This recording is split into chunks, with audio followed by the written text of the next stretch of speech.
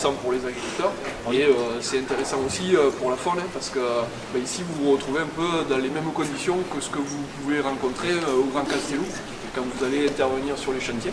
On est dans les mêmes conditions. Des fois on a des submersions et vous pouvez avoir donc du gibier d'eau, des canards, des limicoles, des larrons limicoles. Il y en a une faune donc, qui va s'adapter en fait à ces changements-là.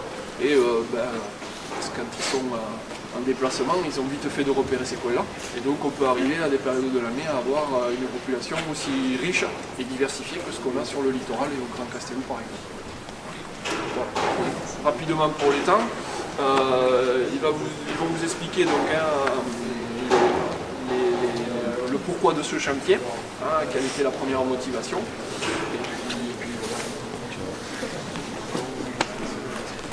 La suite. Donc le projet là, qui a été monté par la cave de Triangle d'Or, c'est un projet de plantation de 2 km de haies sur 5 exploitations différentes, dont une ici sur l'étang de Marseillette.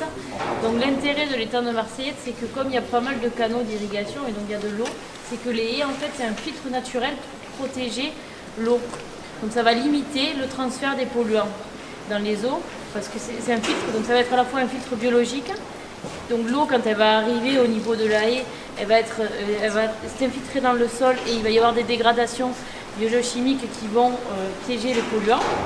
Et ça va être aussi un filtre physique parce que tous les sédiments, toute la terre qui va être transportée par l'eau va être stoppée au niveau de la haie et donc l'eau va être filtrée.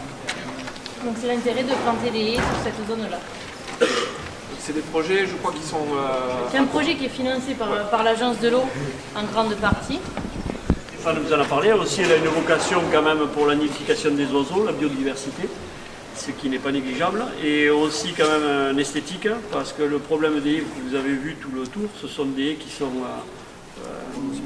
une seule espèce. C'est des peupliers, principalement des peupliers. Alors que là, quand même, ça aura l'avantage d'avoir plusieurs floraisons, plusieurs fruits. Il y a des arbres à fruits, autant secs que des... Alors la composition des espèces de mémoire, il y a noyer, noisetier, figuier, grenadier, kaki. Et après il y a plein d'arbustes avec des fruits aussi dessus. Le but de faire ça, c'est d'avoir des alignements à vitesse de croissance un peu différente et d'avoir des tailles différentes.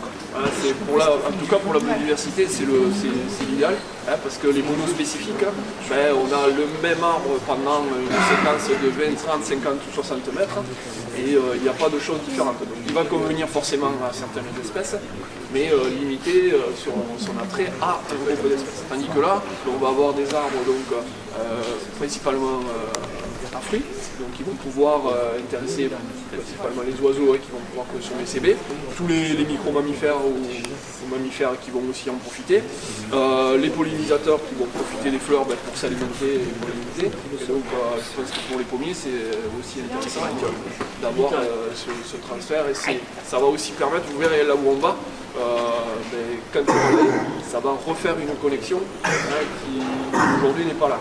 Il y a quelques arbres isolés sur le chantier, mais après il n'y a pas, après il n'y avait pas de connexion. Donc ça va permettre de connecter aussi peut-être un verger de pommier à un autre verger de pommier ou à une autre haie. C'est un petit peu l'idée. Voilà. Donc effectivement après on va pouvoir se répartir. Donc les trous ils sont marqués, vous allez les voir.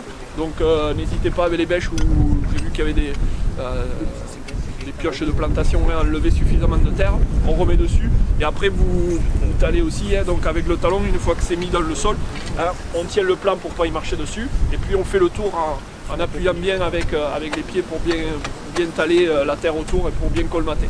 Parce que si la racine, il ne lui faut pas d'air à l'extérieur, il n'y en faut pas non plus quand elle sera dans la terre, sinon forcément ça va aussi mettre en péril le plan.